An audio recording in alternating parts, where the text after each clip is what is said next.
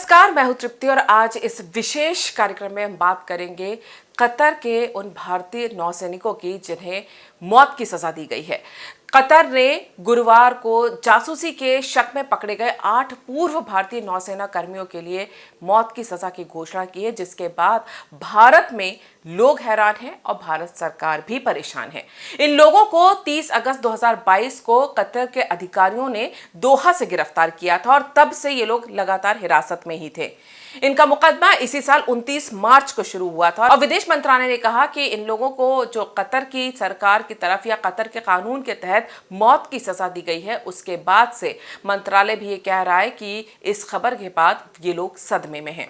भारत सरकार का यह भी कहना है कि इसके विस्तृत फैसले का हम इंतजार कर रहे हैं और मंत्रालय ने यह भी कहा कि उनको बचाने के लिए सभी कानूनी विकल्प की तलाश भी की जा रही है। इन 8 लोगों की कतर में लंबी हिरासत और मौत की सजा देने के कारण को अब जाके सार्वजनिक किया गया है। जब इन्हें गिरफ्तार किया गया था तब बताया नहीं गया था। पूर्व सैनिकों के परिवारों को उन औपचारिक आरोपों से अवगत अभी तक नहीं कराया गया है जिनके तहत मुकदमा चलाया जा रहा था। ये मामला भारत सरकार के लिए भी एक काफी महत्वपूर्ण कूटनीतिक चुनौती पेश कर रहा है। पहले आपको इन 8 पूर्व नौसेना कर्मियों के नाम बता देते हैं। इनके नाम है captain Navtej Singh Gill, captain Saurabh Vashisht, commander Purnendu Tiwari, captain Virendra Kumar Verma, commander Sugunakar Pakala, commander Sanjeev Gupta, commander Amit Nagpal और नाविक रागेश।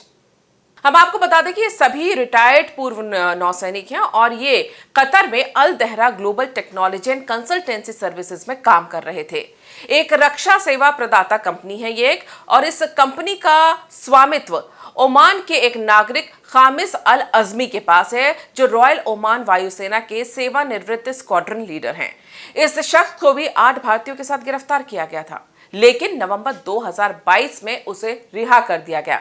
यहां सबसे ज्यादा ध्यान देने वाली बात यह है कि जो मालिक था, जिस कंपनी के तहत ये आरोप लगाए गए हैं काम करते हुए इन नौसैनिकों पर, जो पूर्व नौसैनिक थे कि ये जासूसी कर रहे थे, उनका जो मालिक है उसको गिरफ्तार करने के बाद छोड़ दिया गया था क्योंकि वो ओमान का नागरिक था। लेकिन भारतीय नागरिकों के ऊपर बाकायदा केस चलाया गया, उन्हें हिरासत में रखा गया और अब उनको मौत की सजा दी गई है।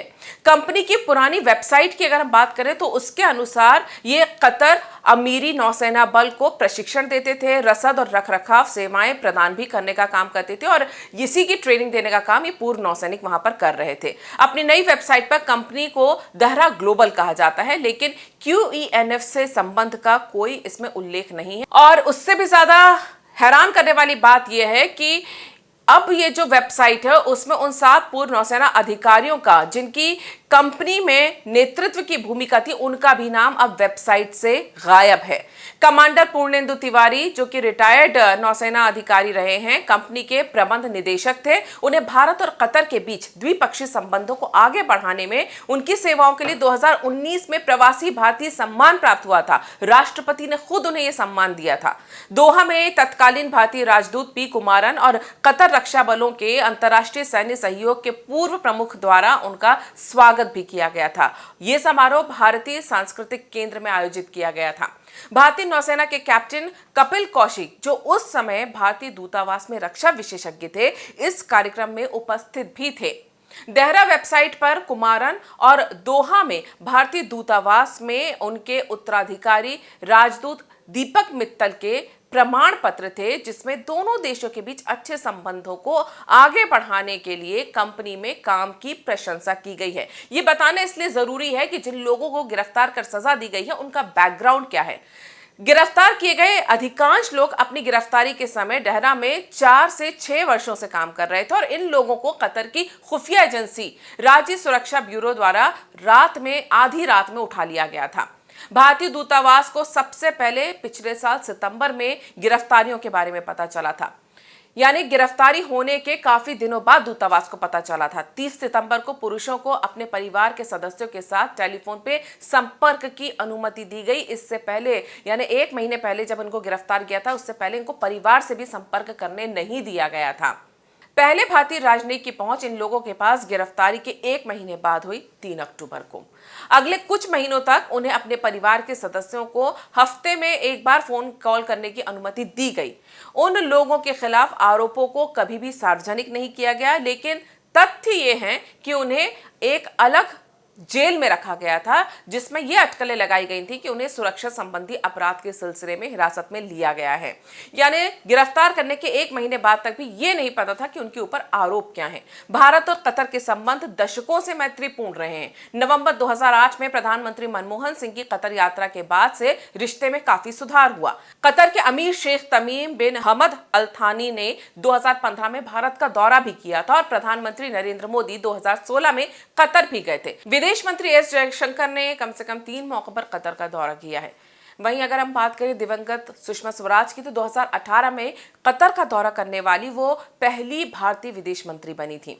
2021 में भारत कतर के लिए शीर्ष 4 निर्यात देशों में से एक था। दोनों देशों के बीच अगर द्विपक्षीय व्यापार की बात की जाए तो 15 अरब डॉलर का दोनों देशों के बीच में व्यापार होता है, जिसमें से ज्यादातर कतर से 13 अरब डॉलर से अधिक मूल्य का एलएनजी और एलपीजी निर्यात है।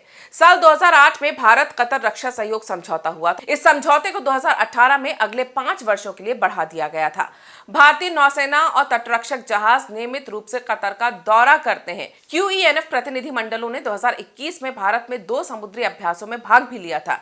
जैर अल ब्रह्म नामक संयुक्त नौसैनिक अभ्यास के 2 संस्करण भी आयोजित किए गए थे। ये बातें इसलिए बताना जरूरी है कि भारत और कतर के बीच में आखिर कितने गहरे संबंध और कितने सालों से हैं, ये जानना इसलिए जरूरी है कि जो सजा हुई है भारतीयों को, उसके बाद क्या इन संबंधों में फर्क पड़ने वाला है या नहीं पड़ने वाला है, ये जरूर देखना होगा। भारतीयों को मौत की सजा की खबर ऐसे वक्त में आई है जब हमास इजराइल को लेकर मिडिल ईस्ट में तनाव है, और सबसे बड़ी बात यह, भारतीयों के ऊपर आरोप भी ये लगाया गया है कि इजराइल के लिए जासूसी कर रहे थे।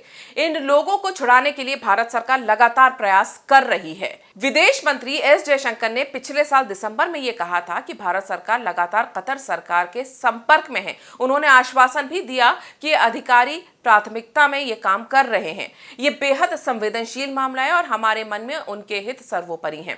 राजदूत और वरिष्ठ अधिकारी कतर सरकार के साथ लगातार संपर्क में, और हम आश्वस्त करते हैं कि ये पूरा मामला हमारी प्राथमिकता में है।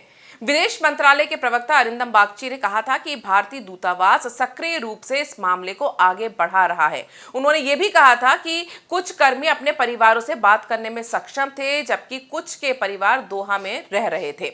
ये बताना इसलिए जरूरी है कि भारत सरकार के इन तमाम प्रयासों के बावजूद कतर में भारतीय सैनिकों को मौत की सजा दी गई है। भारत के प्रयासों को लेकर कई तरह के सवाल उठने लगे हैं। भारत की कूटनीति को लेकर कई तरह के सवाल उठने लगे हैं कि आखिर कैसे, जब भारत और कतर के संबंध अच्छे हैं, उसके बावजूद भारतीय नागरिकों को वहां पर मौत की सजा दी गई। वहीं दूसरी तरफ अगर सरकार की बात की जाए तो विदेश मंत्रालय ने यह साफ कर दिया है कि कतर में जो सजा दी गई है हमारे सैनिकों को, उसके लिए वो पूरी कार्रवाई कर रहे हैं और पूरी कोशिश की जा रही है कि वहां से उन सैनिकों को छुड़ाकर यहां लाया जाए। फिलहाल पूरी दुनिया की नजर इस बात पर लगी हुई है कि क्या इस सजा के बाद भारत और कतर के संबंध बिगड़ते हैं या फिर नौसैनिकों को बचा लेने के बाद ये संबंध और ज्यादा मजबूत होते हैं। हमारे इस खास कार्यक्रम में फिलहाल इतना ही। अगर आपको वीडियो पसंद आया है तो आप इसे लाइक करें, शेयर करें, हमारे चैनल को सब्सक्राइब करें।